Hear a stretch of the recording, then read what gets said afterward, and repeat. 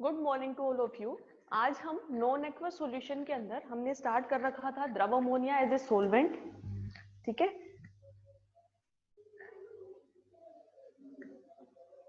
द्रव ammonia as a solvent हमने start किया हुआ था कि अमोनिया को हम एज ए सोलवेंट कैसे काम में लेते हैं। तो हमने क्या किया था लास्ट क्लासेस के अंदर, इसकी जो भी प्रॉपर्टीज होती है, स्ट्रक्चर होती है अमोनिया मोलिक्यूल की या द्रव अमोनिया की एज ए सोलवेंट, वो हमने पढ़ी थी। हम इनकी रिएक्शंस पढ़ रहे थे कि जो द्रव अमोनिया है वो किस किस तरह की अभिक्रियाएं दर्शाते हैं। ठीक है, तो हमने इसमें से कुछ रिएक्शंस लास्ट क्लासेस के अंदर कर ली थी।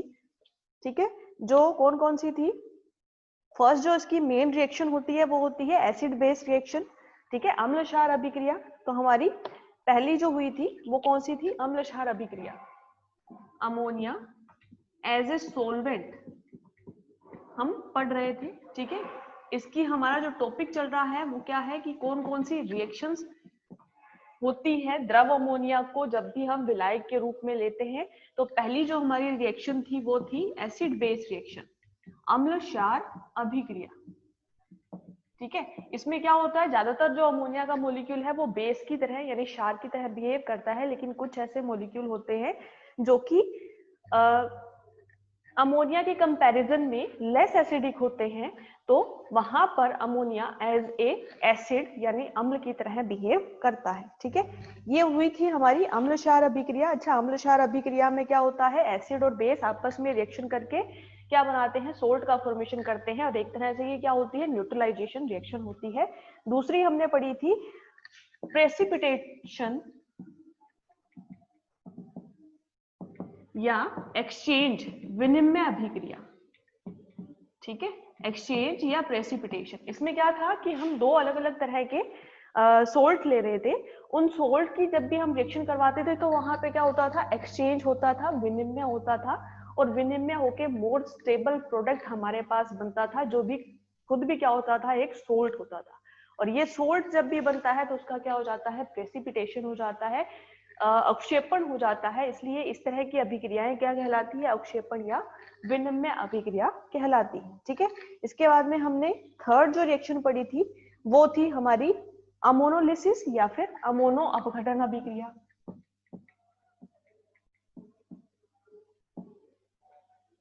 ठीक है, अमोनोलिसिस या अमोनो अपघटन।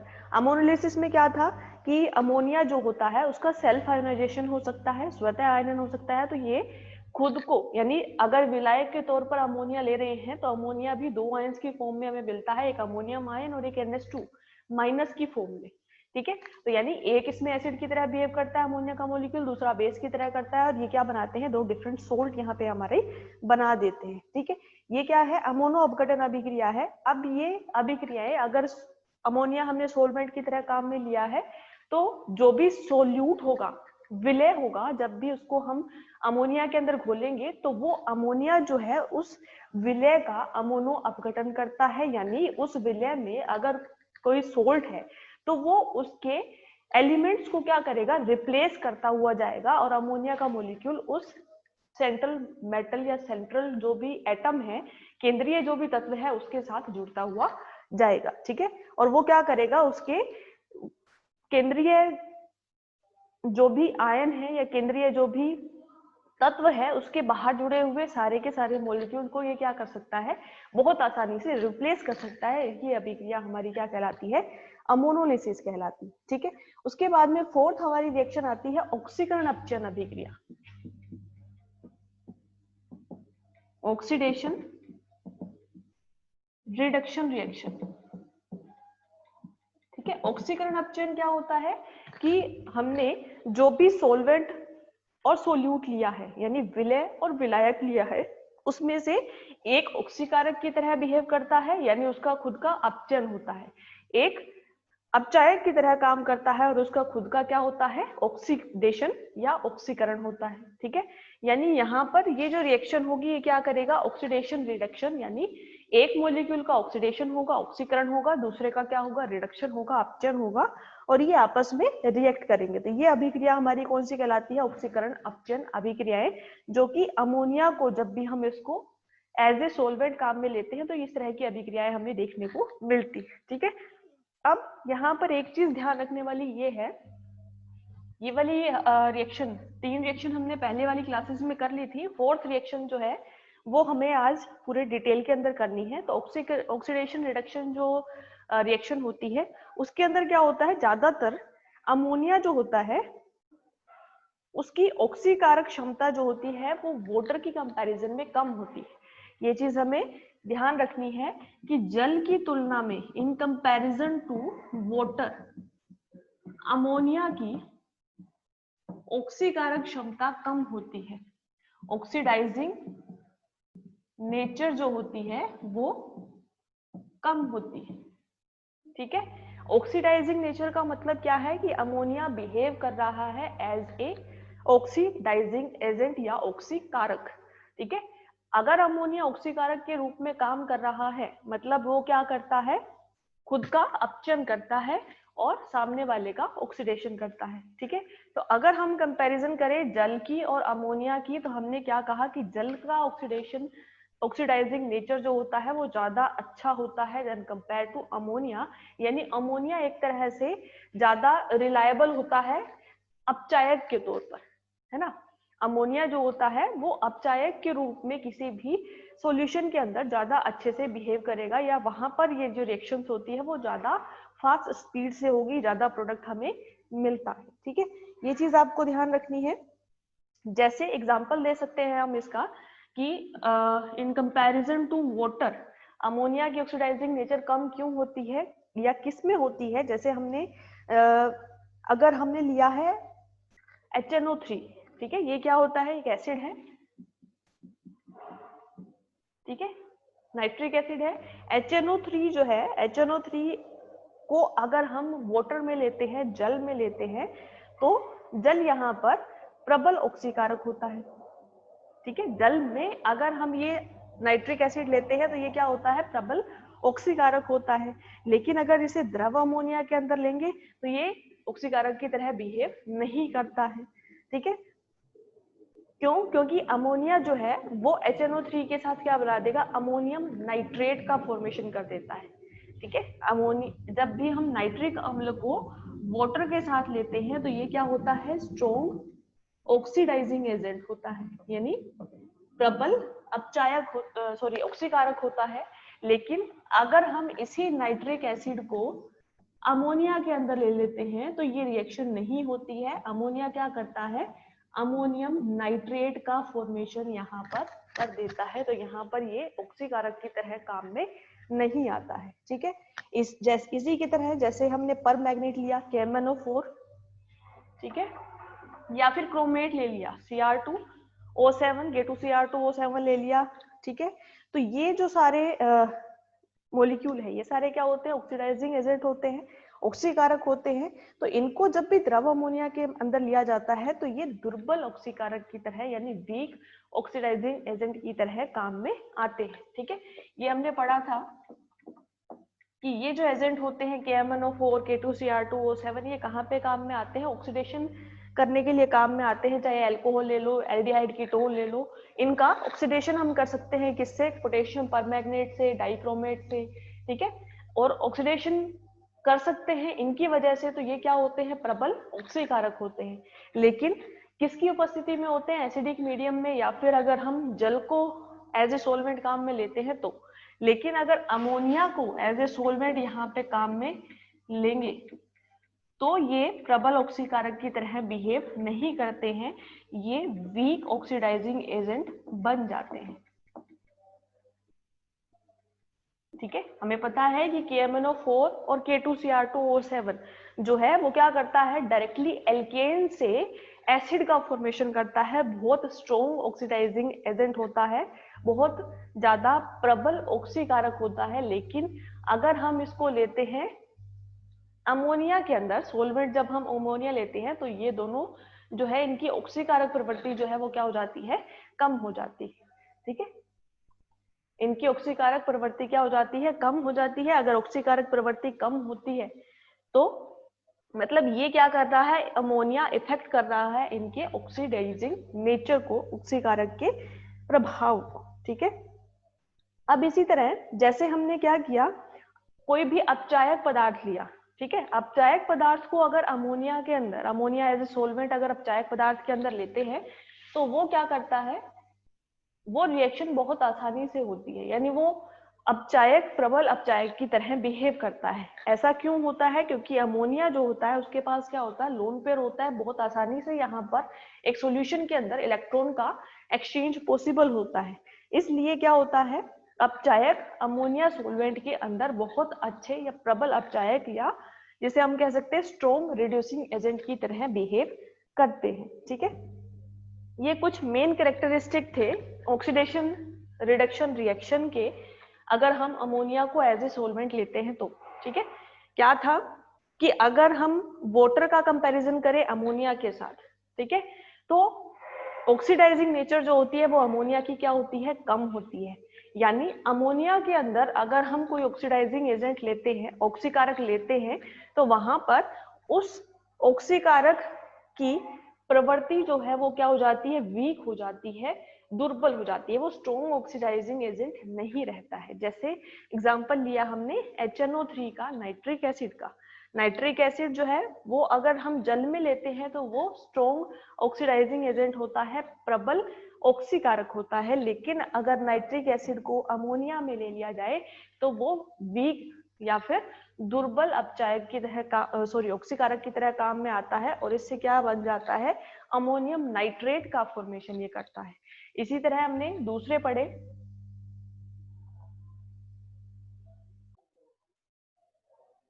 ठीक है, इसी तरह हमने दूसरा एग्जांपल पढ़ा KMnO4 और K2Cr2O7 का। ये दोनों हमें पता है ये क्या होते हैं, प्रबल ऑक्सीकारक होते हैं। ठीक है, ये क्या करते हैं, एल्केन को एसिड तक ऑक्सीडाइज कर सकते हैं, ठीक है, ऑक्सीकृत कर सकते हैं।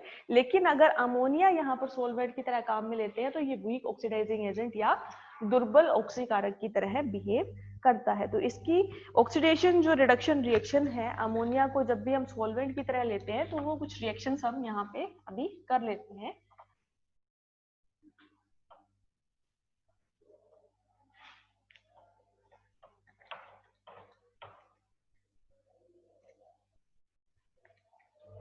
ठीक है, अब इसमें देखो कि अगर द्रव अमोनिया एज ए सोलवेंट लेते हैं, विलायक के तौर पर जब भी हम द्रव अमोनिया लेते हैं, उसकी रिएक्शन अगर हम धातु ऑक्साइड के साथ करवाएं तो ये धातु ऑक्साइड जो है वो धातु के रूप में अपचयित हो जाती है।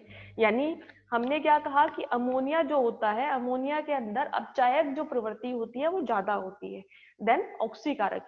ठीक है, तो यहाँ पर जब भी हम, मान लिया हमने क्या किया, हाई टेम्परेचर के ऊपर कॉपर का ऑक्साइड ले लिया, यानी क्यूप्रिक ऑक्साइड ले लिया हमने। ठीक है, इसकी रिएक्शन करवाई हमने किसके साथ, अमोनिया के साथ। ठीक है, ये CuO है, क्यूप्रिक ऑक्साइड है, इसकी रिएक्शन क्यूप्रस ऑक्साइड है, इसकी रिएक्शन करवाई हमने अमोनिया के साथ। तो ये क्या करेगा, अमोनिया यहाँ पर एक अपचायक की तरह काम करता है। ठीक है, अगर ये अपचायक की तरह काम करेगा तो ये क्या करेगा, इसके पास वाले मोलिक्यूल का रिडक्शन या अपचयन कर देगा और खुद का क्या करेगा, ऑक्सीडेशन करेगा। ठीक है, अब पास वाले मोलिक्यूल का अपचयन मतलब यहाँ पे क्या है, कॉपर के ऊपर, कॉपर का ऑक्सीडेशन स्टेट यहाँ पे क्या है, +2 है, यानी कॉपर +2 ऑक्सीडेशन स्टेट में है। इसका अपचयन होने का मतलब है कि ये इलेक्ट्रॉन को गेन करेगा, इलेक्ट्रॉन को ग्रहण करेगा और अपचयित हो जाएगा। ठीक है, अपचयित होके क्या बनाता है, ये कॉपर मेटल बनाता है। ठीक है, यानी जहां पर ये क्या करता है, कॉपर +2 दो इलेक्ट्रॉन को ग्रहण करके कॉपर 0 ऑक्सीडेशन स्टेट का मेटल बना देता है, यानी यहाँ पे इसका क्या हो जाता है, अपचयन हो जाता है। ठीक है, अब कंप्लीट जो रिएक्शन है वो किस तरह से होती है कि ये जो टोटल मॉलिक्यूल लिए हमने, इससे क्या मिलेगा हमें, H2O और N2 गैस बाहर निकल जाएगी। ठीक है, 3 कॉपर के मॉलिक्यूल, H2O मिल जाएगा और N2 गैस बाहर निकल जाएगी। ठीक है, 3, ये हमारी कंप्लीट रिएक्शन होगी। यहाँ पर मेन जो चीज है वो देखने वाली क्या है कि अगर हमने मेटल का कोई ऑक्साइड लिया है, ऑक्साइड का मतलब क्या है कि यहाँ पर मेटल जो है उसकी ऑक्सीडेशन स्टेट या ऑक्सीकरण अवस्था क्या है, प्लस में है। अमोनिया एज ए सोलवेंट हम ले रहे हैं, तो अमोनिया यहाँ पर प्रबल अपचायक की तरह बिहेव करेगा, रिडक्टेंट की तरह बिहेव करेगा, स्ट्रॉन्ग रिडक्टेंट की तरह है। तो ये क्या करेगा, इस कॉपर +2 को कॉपर 0 के अंदर अपचयित कर देगा, ठीक है। और इसका खुद का क्या हो जाता है, एक तरह से ऑक्सीडेशन हो जाता है, ठीक है। ये हमारी रिएक्शन हुई एक।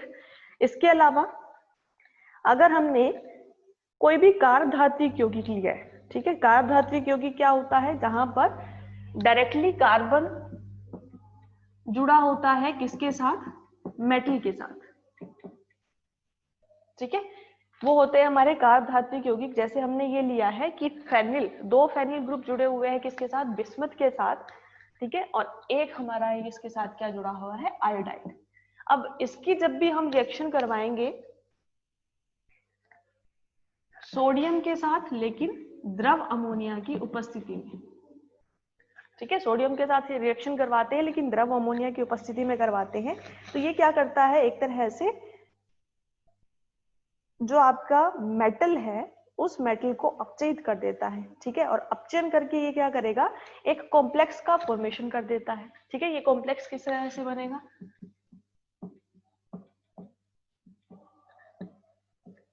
ठीक है। यहाँ पे क्या था कि ये -2 -1, यानी ये क्या था, टोटल +3 इसके ऊपर चार्ज था, ठीक है। जब भी हमने द्रव अमोनिया की उपस्थिति में सोडियम से इसकी रिएक्शन करवाई तो यहाँ पे क्या बन गया, एक कॉम्प्लेक्स का फॉर्मेशन हुआ, ठीक है। इस कॉम्प्लेक्स में क्या है, अगर इस पे +1 है तो टोटल इस पे क्या है, -1, यानी ये क्या है -2, और ये क्या है हमारा +1, यानी बिस्मथ +3 से +1 में कन्वर्ट हो गया। +3 से +1 में कब कन्वर्ट होगा, जब ये 2 इलेक्ट्रॉनों को गेन करेगा, 2 इलेक्ट्रॉन ग्रहण करेगा, ठीक है। अगर ये 2 इलेक्ट्रॉन ग्रहण करता है मतलब इसका क्या हो गया, ठीक है, इसका मतलब क्या हुआ, बिस्मथ +3 से बिस्मथ +1 ऑक्सीडेशन स्टेट में आया, यानी इसने यहाँ पर 3 इलेक्ट्रॉनों की कमी थी, वहां पे 1 इलेक्ट्रॉन की कमी है, टोटल इसने 2 इलेक्ट्रॉनों को ग्रहण कर लिया। किससे लिया, सोडियम से लिया, ठीक है। तो ये क्या किया हमने, इस मेटल का अपचयन कर दिया। अब ये अपचयन किसकी उपस्थिति में होती है, जब हम द्रव अमोनिया को एज ए सोलवेंट काम में लेते हैं, एज ए विलायक काम में लेते हैं, तो ये प्रबल अपचायक की तरह काम में आता है, और जो भी मेटल हम लेंगे उसका हम क्या कर देते हैं, आसानी से अपचयन कर देते हैं, ठीक है।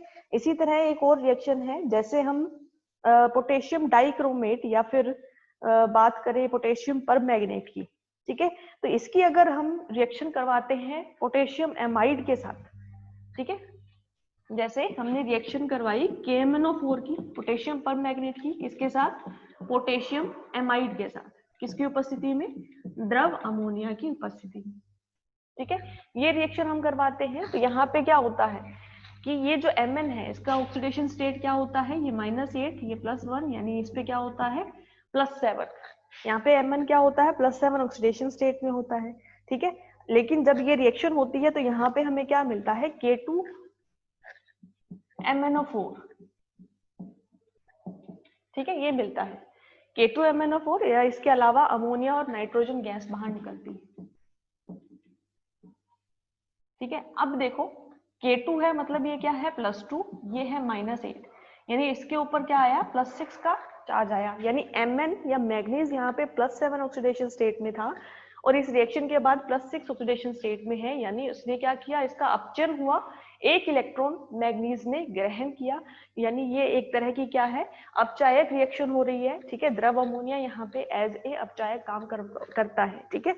यहाँ पे इलेक्ट्रॉन इसने लिया कहाँ से, जैसे इसमें सोडियम से लिया, लेकिन द्रव अमोनिया जो है वो क्या करता है, अपचायक का काम इजी करता है, ठीक है, आसानी से करवाता है। क्यों, क्योंकि ये आसानी से इलेक्ट्रॉन को प्रवाहित होने देता है किसी भी इस द्रव अमोनिया सोलवेंट के अंदर, ठीक है, इसलिए ये रिएक्शन ज्यादा स्पीड से होती है।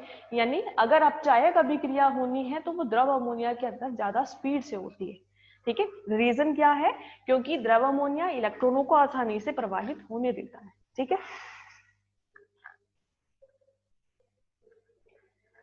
इसके अलावा एक और रिएक्शन है, जैसे कुछ क्रियाशील धातुएं होती है, जैसे मैग्नीज हो गया, सोडियम हो गया, ये जो क्षार धातुएं होती है हमारी, वो क्या होती है, बहुत क्रियाशील होती है, बहुत रिएक्टिव होती है, बहुत आसानी से ये इलेक्ट्रॉन्स को डोनेट करने की टेंडेंसी रखती है, क्योंकि ये क्या चाहती है कि ये अक्रिय गैस विन्यास को प्राप्त कर सके। तो ये क्या होता है, मैक्सिमम टाइम +1 या +2 ऑक्सीडेशन स्टेट के अंदर रहती है। अगर फर्स्ट ग्रुप की है तो +1 में, सेकेंड ग्रुप की है तो +2 ऑक्सीडेशन स्टेट में बहुत आसानी से आ जाती है। तो ये जो क्रियाशील धातुएं हैं, ये अगर अमोनिया से रिएक्शन करती है तो इनका क्या हो जाता है, ऑक्सीडेशन हो जाता है। ठीक है, तो ये धातुएं क्या हो जाती है, ऑक्सीडाइज हो जाती है। अब धातुएं ऑक्सीडाइज होगी तो क्या रिएक्शन होगी, देखो बात करेंगे हम किसकी, एक तो +1 वाली सोडियम की बात कर लेंगे और एक मैग्नीशियम की। ठीक है, एक रिएक्शन किसके लिए है, सोडियम के लिए और एक मैग्नीशियम के लिए। और ये जो दोनों है मेटल, ये दोनों क्या होती है, क्षारीय और क्षारीय मृदा धातु है। एक पे +1 ऑक्सीडेशन स्टेट बहुत इजी से मिलता है और एक पे +2 ऑक्सीडेशन स्टेट बहुत इजीली मिलता है। ठीक है, क्योंकि ये इनर्ट गैस कॉन्फ़िगरेशन को गेन करना चाहती है। तो जब भी ये दोनों मेटल है, ये क्रियाशील होती है बहुत ज्यादा, जब भी हम इसकी अमोनिया के साथ अभिक्रिया करवाते हैं, यानी हमने इसको सोलवेंट अमोनिया के अंदर ले लिया, विलायक अमोनिया के अंदर ले लिया, तो क्या होगा, तो ये बहुत आसानी से क्या हो जाती है, ऑक्सीकृत हो जाती है। जब ये ऑक्सीकृत होती है तो यहाँ पे क्या बनता है, ये मैग्नीशियम का नाइट्राइड बनता है।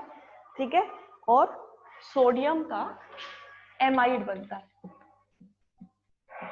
इस तरह से। ठीक है, सोडियम एमाइड है, इसका मतलब क्या है, इस पे +1 है, इस पे -1 है, यानी यहाँ पे सोडियम का ऑक्सीडेशन स्टेट क्या था, 0। इससे हमने क्या बना दिया, सोडियम को +1, यानी इसने एक इलेक्ट्रॉन त्याग दिया, यानी यहाँ पे सोडियम का क्या हो गया, ऑक्सीडेशन हो गया। यानी अगर हमने अमोनिया एज ए सोलवेंट लिया है किसी भी क्रियाशील धातु के लिए, तो उसका धातु का ऑक्सीकरण बहुत आसानी से हो जाता है। ठीक है,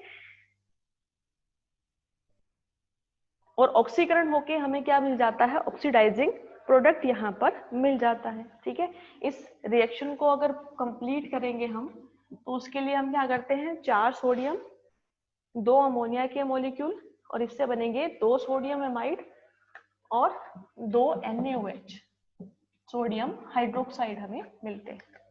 ठीक है, इन दोनों के अंदर ही सोडियम के ऊपर क्या है, +1 ऑक्सीडेशन स्टेट है, यानी दोनों ही सोडियम ने एक इलेक्ट्रॉन अपना डोनेट कर दिया है। और दूसरी जो रिएक्शन है उसके अंदर क्या करते हैं हम, मैग्नीशियम लेते हैं 3, ठीक है, 2 अमोनिया के मॉलिक्यूल, जब इसकी रिएक्शन करवाते हैं एक मैग्नीशियम नाइट्राइड बनता है।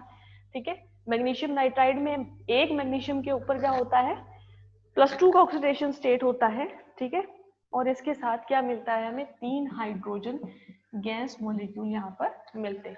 तो यानी अगर कोई भी क्रियाशील धातु है तो क्रियाशील धातु बहुत आसानी से ऑक्सीकृत हो जाती है द्रव अमोनिया के अंदर।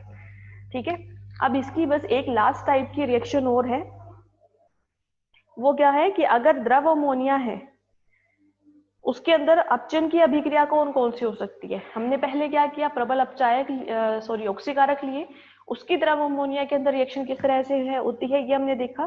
क्रियाशील धातुओं को जब भी हम द्रव अमोनिया के अंदर लेते हैं तो रिएक्शन किस तरह से होती है। यदि हमने कोई भी कार्बधात्विक यौगिक लिया है तो उसकी रिएक्शन किस तरह से होती है। और लास्ट कुछ और अपचन की अभिक्रियाएं भी होती है द्रव अमोनिया के अंदर, जैसे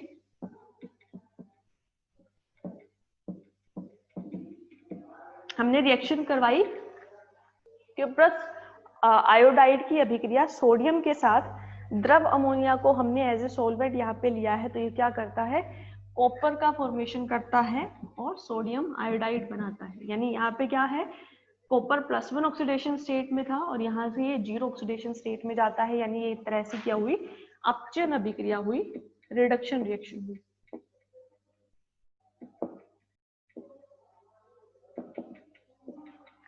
ठीक है, ये बहुत आसानी से ये इस तरह की रिडक्शन रिएक्शन देता है। इसी तरह जैसे जिंक आयोडाइड ले लो, Zni2, यानी इस पे क्या होता है, +2 ऑक्सीडेशन स्टेट होता है। ठीक है, इसकी रिएक्शन जब भी हम सोडियम के साथ करवाते हैं द्रव अमोनिया की उपस्थिति में, तो ये क्या करेगा, ये Zn+2 से क्या बना देगा, ये बनाता है NaZn4। ठीक है, ये इस तरह का एक सोल्ट बनाता है। अब ये जो Zn4 है, ठीक है, इसके ऊपर क्या होगा, पूरे 4 जिंक मॉलिक्यूल के ऊपर एक नेगेटिव का चार्ज होता है। यानी ये क्या कर रहा है, पूरे के पूरे +2 ऑक्सीडेशन स्टेट वाले जिंक से क्या बना रहा है, नेगेटिव का बना रहा है। नेगेटिव का मतलब क्या है कि ये जो Zn+2 है, यहाँ पे 2 इलेक्ट्रॉनों की कमी थी, लेकिन Zn ने 2 इलेक्ट्रॉन गेन करके उसके अलावा, ठीक है, Zn का जितने भी मॉलिक्यूल हमने लिए हैं उनके ऊपर क्या आ रहा है, एक तरह से नेगेटिव चार्ज आ रहा है। यानी इसका क्या हो रहा है, यहाँ पे अपचयन हो रहा है। ये इलेक्ट्रॉनों को क्या कर रहे हैं, गेन कर रहे हैं। तो इस तरह की अपचयन अभिक्रियाएं बहुत आसानी से द्रव अमोनिया सोलवेंट के अंदर हो सकती है। ठीक है, ये हो गई हमारी थर्ड टाइप की रिएक्शन, जो क्या थी, ऑक्सीडेशन रिडक्शन रिएक्शन। फोर्थ और लास्ट रिएक्शन है द्रव अमोनिया को जब भी हम सोलवेंट की तरह काम में लेते हैं, वो होती है संकुल निर्माण अभिक्रियाएं।